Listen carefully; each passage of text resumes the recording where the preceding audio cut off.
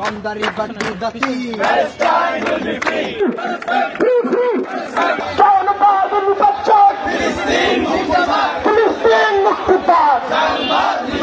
ঢাকা বিশ্ববিদ্যালয়ের শিক্ষার্থীরা পুরো বিশ্ববাসীর সাথে বিক্ষুব্ধ এবং সংক্ষুব্ধ বিশ্ববাসীর সাথে সংহতি প্রকাশ করে, সলিডারিটি প্রকাশ করে আজকে এই তাৎক্ষণিক বিক্ষোভ সমাবেশের আয়োজন করেছে।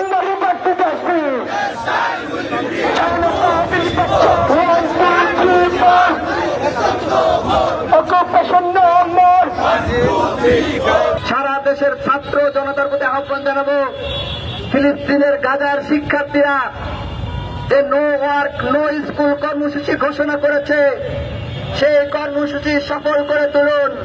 পাসপোর্ট অ্যাকসেপ্ট ইসরায়েল কথা থেকে ফিরে আনার দাবিতে, বাংলাদেশের সাথে সকল ইসরায়েল দোসরদের অর্থনৈতিক চুক্তি ছিন্ন করার দাবিতে, আওয়ামী লীগ নিষিদ্ধ করার দাবিতে পাড়া মহল্লায় বিক্ষোভ মিছিল পালন করুন সারা দেশে।